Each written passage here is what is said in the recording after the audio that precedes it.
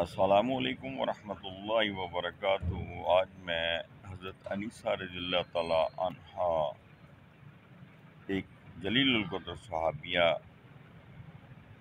کا ذکر آپ سے شیئر کرنے جا رہا ہوں۔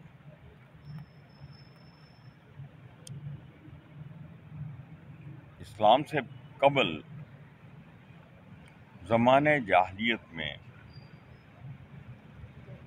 وہ نعمان نامی شخص کی زوجیت میں تھی۔ ان کے انتقال کے بعد آپ کا نکاح حضرت مالک رضی اللہ تعالیٰ عنہ سے طے پایا۔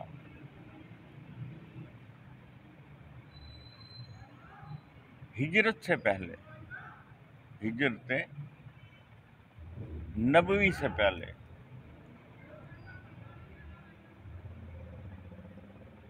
جب پہلی ہجرت حبشہ کے بعد مدینہ کی گلیوں میں اسلام کا چرچا ہونے لگا اور گھر گھر بڑی تیزی کے ساتھ اسلام پھیلنے لگا، تو اس وقت مالک بن سنان اور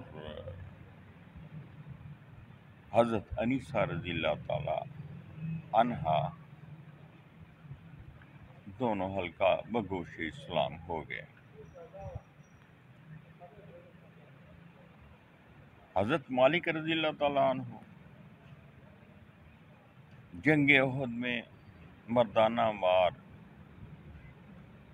دشمن کا مقابلہ کرتے ہوئے، لڑتے ہوئے شہادت کے درجے پہ پہنچے، شہید ہو گئے،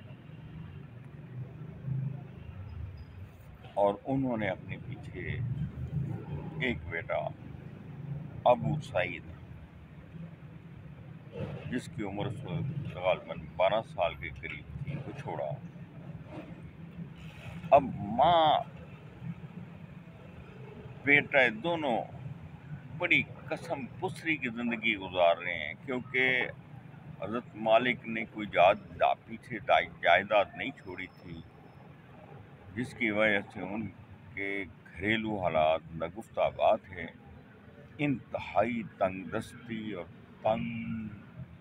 تنگی کا زمانہ تھا کہ ایک دن حضرت انیسہ رضی اللہ تعالیٰ عنہ نے اپنے بیٹے سے کہا کہ بیٹا،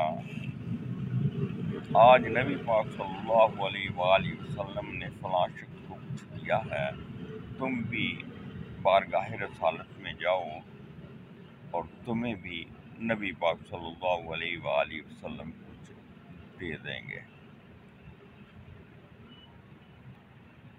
حضرت سعید رضی اللہ تعالیٰ عنہ نے اپنی والدہ سے پوچھا کیا گھر میں کچھ ہے، تو انہوں نے نفی میں جواب دیا۔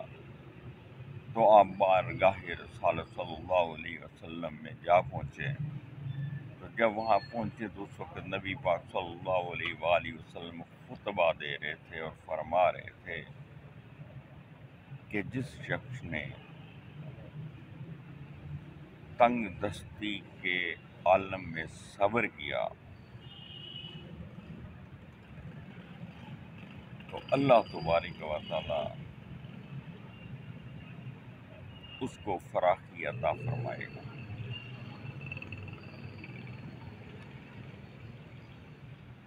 یہ سننا تھا کہ آپ کا دل مطمئن ہو گیا اور خود ہی خیال کیا کہ میرے پاس تو ایک اونٹنی ہے، تو میں دستے سوال کیوں کروں، دستے سوال دراز کیوں کروں۔ لہذا انہوں نے نبی پاک صلی اللہ علیہ وآلہ وسلم سے کسی قسم کا کوئی سوال نہیں کیا، اور خاموشی کے ساتھ جب مجلس ختم ہوئی تو گھر آ گئے اپنی والدہ کے پاس، اور ماں بیٹے نے انتہائی تنگ دستی کے عالم میں وہ دن گزارے، حتیٰ کہ ایک وقت ایسا آ گیا کہ مدینے کے امراء میں ان کا شمار ہونے لگا، اور اللہ تبارک و تعالیٰ نے ان کے حالات جو ہے وہ بالکل بدل دیے۔ یہاں بتانے کا مقصد یہ ہے کہ اللہ تبارک و تعالیٰ کی ذات اقدس پر جب ایمان لایا جائے تو اس قدر پختہ ہونا چاہیے کہ اس پہ کامل بھروسہ ہونا چاہیے۔ نبی پاک صلی اللہ علیہ وآلہ وسلم کے ارشادات اور آپ کی احادیث پر دل و جان سے بندے کو اطمینان ہونا چاہیے اور مکمل ایمان ہونا چاہیے کہ میرے اللہ کے نبی صلی اللہ علیہ وآلہ وسلم نے جو فرمایا ہے اس میں شک کی گنجائش نہیں۔ اور پھر دیکھو میرے اللہ کی رحمت اور برکت کس طرح برستی ہے۔ لہذا تمام دوستوں، بہنوں، بھائیوں، بزرگوں سے درخواست ہے کہ اگر ان پہ کسی وقت تنگی کا زمانہ آئے، تنگ دستی کے حالات پیدا ہوں، مصیبت اور پریشانی کا سامنا ہو، تو ہمیشہ صبر کا دامن کبھی نہ چھوڑو۔ بلکہ آپ کو یہ تو معلوم ہی ہوگا کہ سب قرآن پاک میں جگہ بجگہ متعدد مقامات پر اللہ تبارک و تعالیٰ نے یہ بات واضح طور پہ کہی ہے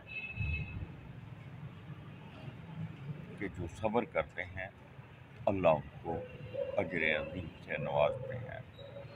اپنا خیال رکھیے گا، دعاؤں میں یاد رکھیے گا،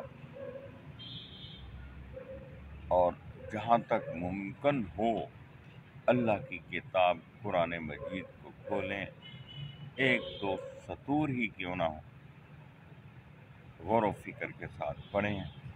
انشاءاللہ میرا اللہ اس کے بدلے میں آپ کی دنیا اور آخرت بدل دے گا۔ بہت بہت شکریہ۔ اللہ ہمیں علم و عمل کی توفیق عطا فرمائے، آمین ثم آمین۔ اللہ حافظ۔